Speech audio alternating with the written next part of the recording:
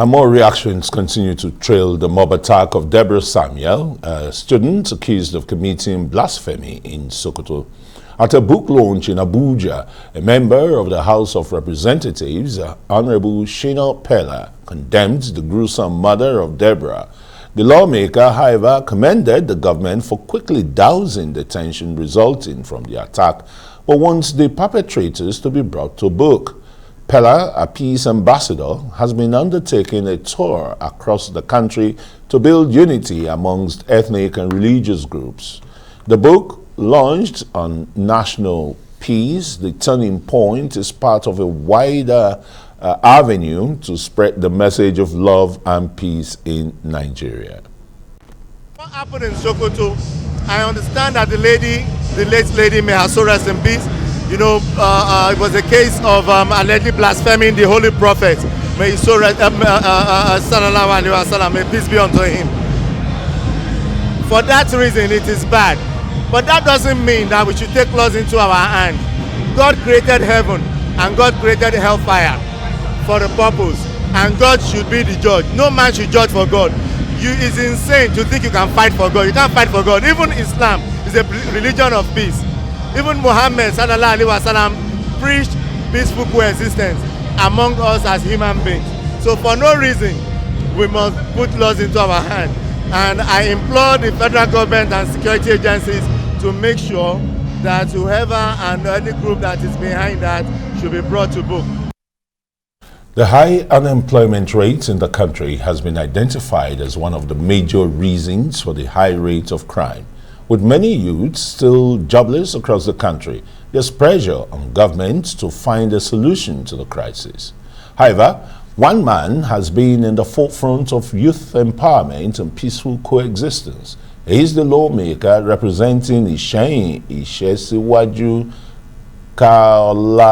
Iwajowa in the House of Representatives, Honorable Shina Peller. He joins us now in the studio. Very warm welcome. I hope I got all the names. He's saying Itesiwaju, Kajola, Iwajowa. I love the Itesiwaju that is moving forward and the rest. Now we can see that as a peace ambassador. Yeah. I mean, that is what you're preaching. Ignorance, particularly in the face of religion, with that kind of murder committed in Sokoto State.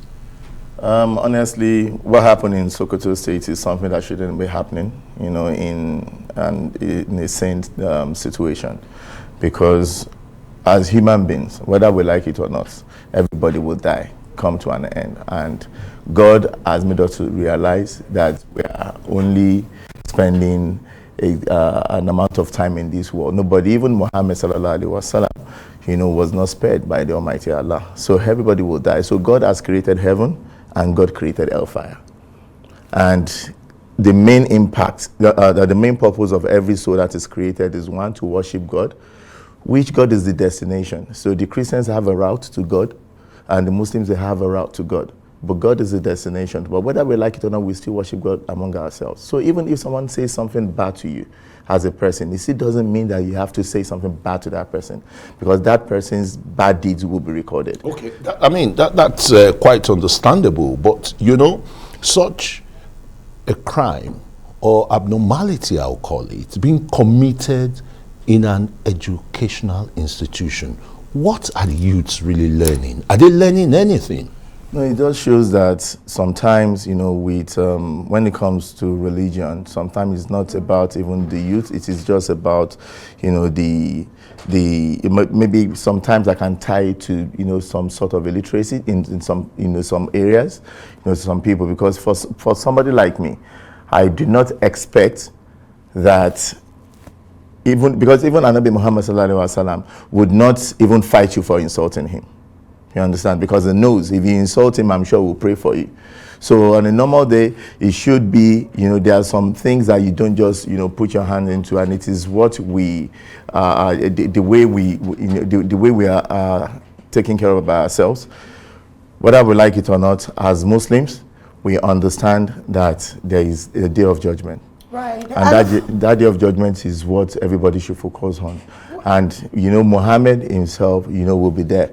And they let you know that your son, as a father, you cannot even talk for your son.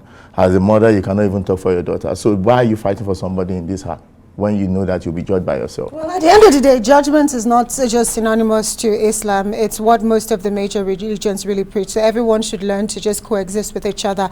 But one thing I do know for a fact is you are a peace ambassador, and you've been moving around the country really advocating for peace in the country. What can you really tell us from your experience visiting all sorts of nooks and crannies of Nigeria?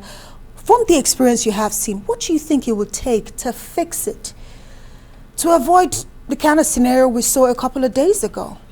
I think this is the time the government must pay attention to reinvigorate the National Orientation Agency. Because I think this is the time that we must take at least an organ of the government that should focus on sensitizing people and orientating people. Because I think this just lack, basic orientation.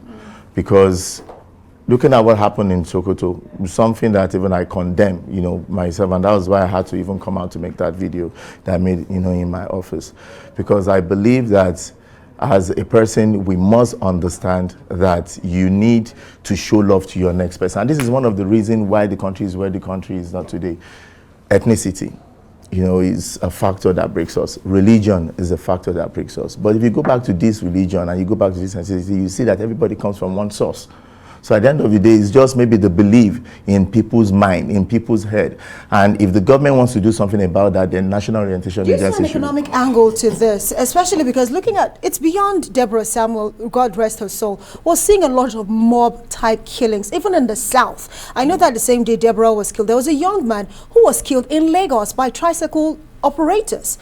Two of his other friends were mobbed as well. But this is over 100 naira. That is what is alleged to be out there. So would you say economic angle of it or poverty also can be responsible for this? Yes, it can be responsible, but the basic factor is fairness and justice.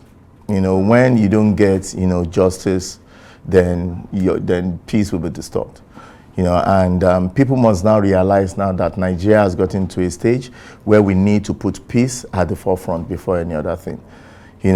We've come to, and this is the reason why we decided to embark on the Ayedero Peace Tour, where we visited Zamfara, Kebbi State, Niger State, and most of all the areas that are affected by insecurity.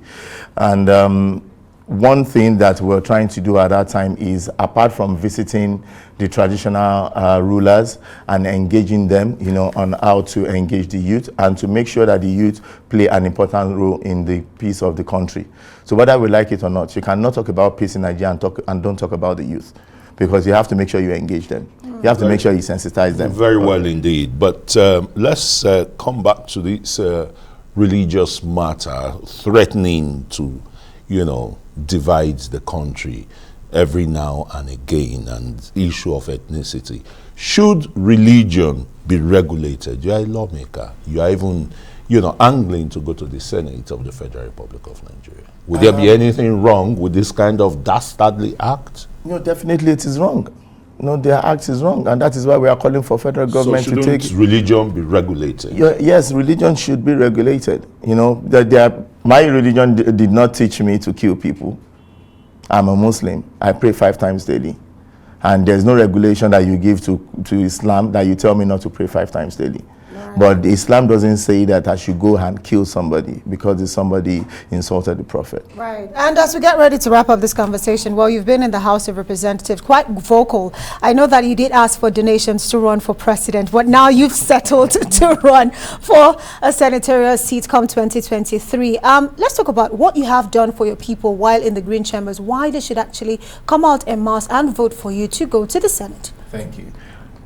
For the Senate, we have a group of youths, that are clamoring for me to run for Senate. And also for the presidency as well, we had, a lot of youths clamoring to run for presidency, because with Lead Generation Initiative is an organization that I founded about 2 years ago. And within 2 years, we have trained over 1,700 youths on civic responsibilities, developing their interest in nation building, political mobilization, and political organizing. And these youths that we've trained, over 1,700, have trained over 100,000 youths today, and they are scattered around, various states of the country. So people like that will want to see me in position of power because they believe that Nigeria requires an energetic, young, tribalized leader who is successful both in private and public sector. But at the same time, the youth back home as well, they have seen me as their succession plan. Because if you go to my party now in my local government, 2018, when I came into politics, the youth leader then now is the local government chairman of my local government. The youth leader of a ward is now the youth leader of the local government. The youth leader of another ward is now the senatorial youth leader of my senatorial district. So once you empower one, you empower the so rest. they've seen me as their succession, Right. as a succession plan for the youth, in that area, and they want me to come. And aside that, I've done a lot at the House of Reps. I've moved a lot of motion to tackle scourge of rape. Scourge of rape and to launch the sexual offenders register. After the motion, the pressure of that motion was for the federal government to launch a sexual offenders register, which was done. Also, I've sponsored a bill to reinvigorate a national orientation agency. I even have a motion to that as well because I think it is very important, to shape the mind of the youth of this country. Indeed, Yeah. very well, So very much. well said. Absolutely. Very well said. You're putting in the work and not just doing just the talk. So we say thank you so much, Honorable Shina Peller, Thank and you. all the best Thank you so with much. everything. And thank you for coming tonight. Thank you, it's a pleasure.